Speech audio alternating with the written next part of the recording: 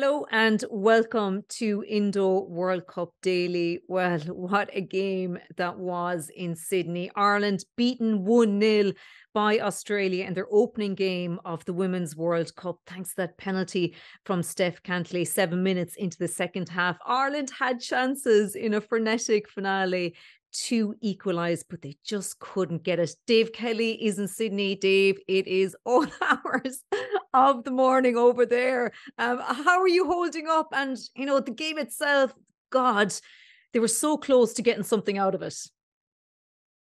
Yeah, the cliches are true. Cliches are cliches because they're true. So close and so far.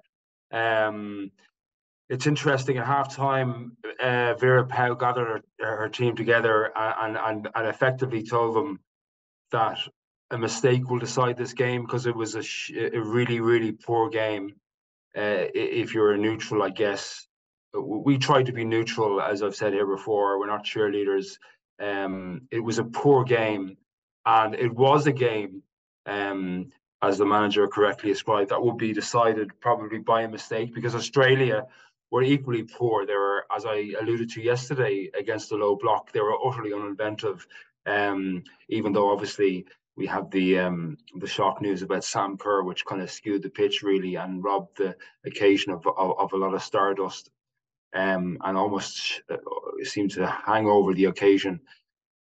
And in the other dressing room, Tony Gustafsson was telling his players to try and play. They hadn't played. He knew they hadn't played, and he agreed with an analysis afterwards that they were poor, which they were. And both things kind of happened, really. Both things kind of coincided. Australia did kind of play with a little bit more verve that they didn't have. Not that Ireland utterly retreated. The ironic thing about the incident that led to the penalty was that Katie McCabe was absent with leave. She's allowed leave, but she was absent from her post. She was caught slightly forward. It's happened before in a qualifying campaign. We're often not allowed to say these things, but anyway, she was absent, and Marissa Shiva was kind of slotting in, and I don't think Marissa, we've only known her for a while, but I don't think the head and the rest of the body communicate on the same wavelength at all, really. And there was an entanglement of limbs and arms and legs, and she was blindsided. And it was a poor, poor effort by Cara Cooney-Cross. It was a poor decision. She wasn't in a crossing position, looked no danger, and then suddenly there was calamity, and it was an obvious penalty. And Steph Catley gave Brosnan the kind of Caroline Weir eyes, but I mean, the penalty broke no argument. It was probably the only dollop of class. There were sprinklings from Irish players and Australian players, but it was the only true definitive moment of class to decide a game. To decide the game, really, it probably was out of kilter with what went before it and after it. And yeah, that was it. That's the fine margins, and there's no points for Ireland. And if they get no points the next day, they're going home. Yeah. And what was the sense afterwards when you spoke to the players, Dave? There must have been a sense of regret because they had those chances at the end to get that equaliser. Yeah, I didn't. It's a one-man operation, so I didn't get out and see the players afterwards. I was in with with Steph Catley and the managers, but the sense secondhand from the players was of, and again from the manager, that this was the Ireland they expected and that the country expects, that they're going to be resolute, physical, feisty, fiery, Irish, and battling, and all those kind of cliches, and without necessarily having that dollop of skill and class and craft required to get the result. And okay, they had an Alamo stand at the end, but equally Australia withstood the Alamo predominantly, and ironically, the best chance fell to the best player that Ireland have, and Katie McCabe sadly fluffed her shot. So, there was, as we again alluded to yesterday, and it's not like me to always be doing this, but we did sort of hint that once Ireland didn't make a defensive mistake, and they could frustrate Australia, they did the latter, but didn't do the former. They made the defensive mistake, and once they go 1-0 down, they really have trouble chasing. They ended up leaving it too late. And the gambits are always a bit diffident. Louise Quinn up front, okay, she scored 14 or 15 times, but there was a sense that that was all they had. Mm. I like the sound of Abby Larkin. Abby Larkin did well. Yeah, yeah, no, she's a bit of an anarchic streak in her, and she was gambling up and down. Lucy Quinn had a bit of stuff about her as well, and Australia were tiring, and I think the fitness was an issue there. But this is the World Cup, and mistakes are punished, and so is a lack of a clinical edge. And sadly, Ireland produced both, and producing both is not necessarily good luck in a World Cup. So it's a very harsh lesson, and if they repeat that against Canada, they're going home.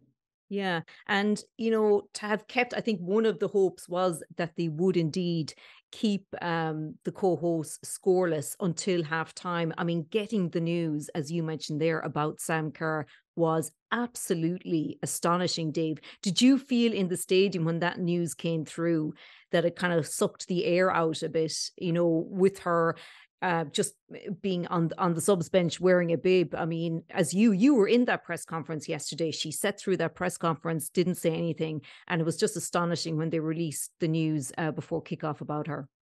Yeah, well, as you said yesterday, I mean, she was poked, two of them, herself and Katie, like they were poker faced, and Sam Kerr she knew she was definitely gone. They didn't know how long.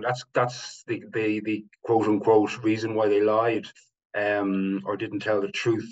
Let's say, be diplomatic, that they didn't know how long the calf strain might put her out for, and 2 to 3 weeks could actually be quite a conservative estimate. So that's why they didn't release the news publicly, so the players knew it, because obviously she was training before the press conference. But in the ground, yeah, there was a sense that this is, it would have been like Kathy Freeman pulling out of that 400 all those years ago. I mean, there was a sense that this was the poster girl, this the talisman, and the leader of the nation, the leader of the strike force, and the truly world-class striker that they have. And it upset the rhythm of the team as well. They didn't play the same verve at all. Obviously, Ireland contributed to that, not giving them any space to play and not playing any football themselves. But yeah, it definitely took the air out of them even before they got out of the dressing room. Whereas Ireland would have looked at the team sheet and gone, "Hey, this is kind of not good news for us. It's one less threat to worry about." Even though obviously,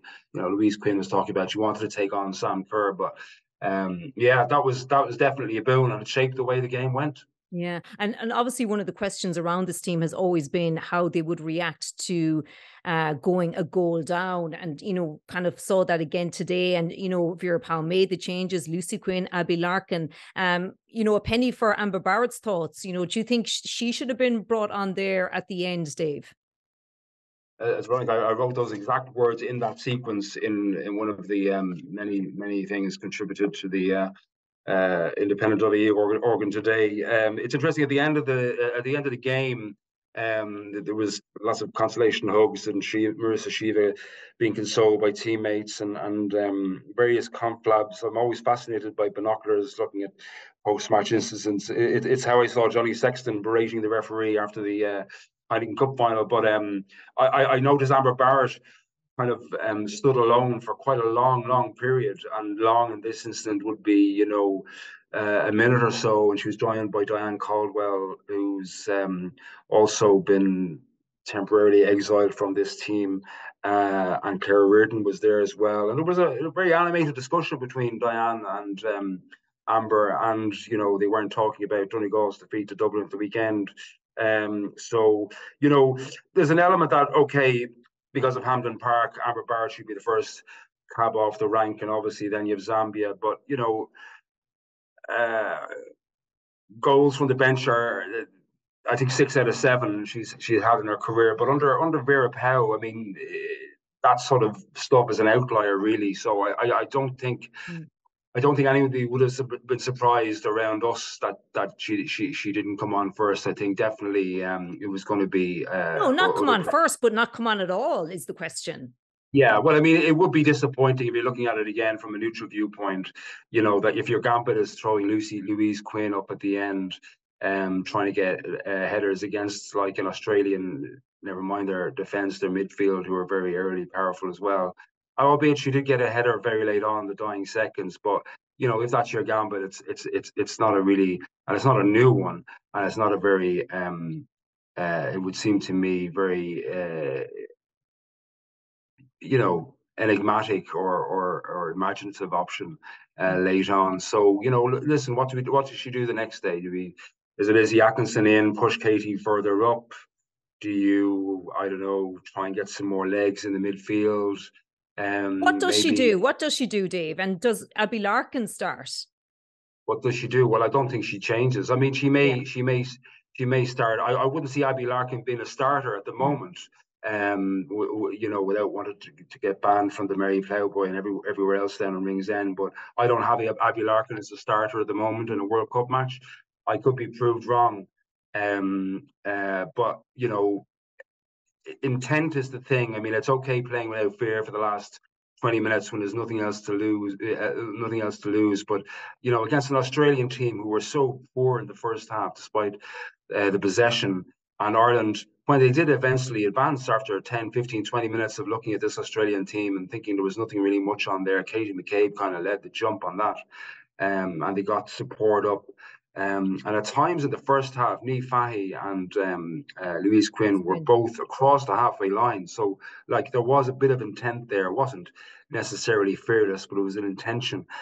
You'd just like to see Ireland maybe show that early on, first Yeah. 10 or 15 minutes against Canada, who can we argue that they're better than Australia? No, they're not better than Australia. So it would be a different game. But I just, it's 90 minutes or go home. So let's see if Ireland can produce something earlier rather than later.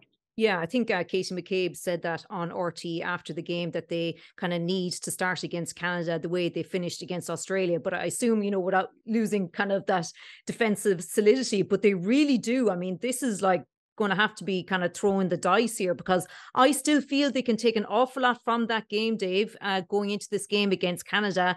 Set aside the reputations, as you say, Canada are the highest ranked team in our group. They're the current Olympic champions, but we saw from Australia today that reputations don't always live up to reality.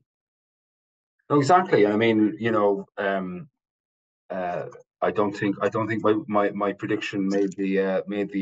New Zealand Norway, maybe yours did, but like we saw what New Zealand did to a vaunted Norway team today, and they played well. New Zealand, that was a very good performance. It wasn't kind of a shock, and I'm very loath to sort of say, oh, well, if another team can do that, why can't this team? But again, it's all about intention, and that's not decrying the pride that they're here and the wonderful journey and their resilience and their feistiness and their fight.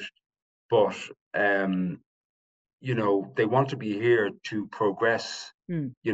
They're not here to just demonstrate the qualities that got them here. They're here to Yeah. showcase their talents, and they have talent. I mean, Sinead Farrelly on the ball occasionally was wonderful today. Denise O'Sullivan was just unspeakably marvelous, given what happened to her at the weekend. She's just so devilish. I mean, Kira Caruso and Marissa Sheva, they were a bit diffident at times, a bit fitful. So there is that, again, acknowledged lack of quality all around the team, and that we're relying on our superstars, so-called, to kind of carry the rest of the team. But the rest of the team can rise to those levels. I thought Heather Payne was just extraordinary. She Oh, was bogged down the first half, but then creates the chance for Katie, like in the 90, not the 96th minute, there's a 102nd minute, because there were 6 minutes of injury time. So, like, I mean, you're that talking was about just. cliches, Dave. I mean, the hard-working Heather Payne falls into that. Like, you might as well just stick those two words in front of it. And like, she's But yeah, but incredible. she produced that moment at the Yeah. end of clarity of thought and execution to create a chance that you kind of think, well, if you're Heather Payne creating a chance for Katie McCabe on her left foot in the penalty area, it should be bang. So Yeah, I mean, there's a lot there to build on in terms of the confidence they will get from tonight. So maybe that confidence will steal them and give them that infectious enthusiasm to kind of really have no fear on Wednesday in Perth, and they may as well go out, you know, just don't die wondering, really. Don't die wondering. Don't have another, kind of brave 1-0 defeat. Because I think there's more to this team than that, actually. Even though recent form, France, US, um, might dictate that, yeah, they don't really get it done against the big, or their approach against the big teams is not really fit for purpose, and maybe that's just because the big teams are better. And sometimes that's sport as well, and they're only it is kind of the end of a journey in a way, but it's also the start of a journey with this team, in terms of performing at the really highest level. So, but they want to be judged on high standards, so we kind of need to judge them on high standards. I mean, it would be so easy to just have 10 minutes of patronising Plamos, but they don't deserve that, and they don't want it either. Yeah, absolutely, Dave. Well, I will let you off to get some well-deserved sleep, Dave, and you're making your way to. No sleep. Oh, you're going through the night. No sleep till Brisbane. No Oh, sleep till Brisbane, as the Beastie Boys once know. We're leaving at about 4 o'clock, half an hour for a train or something, or a rickshaw to the airport, and then we go to Brisbane, and on we go. as do the Irish team. Okay, nice stuff, Dave. Thanks for that.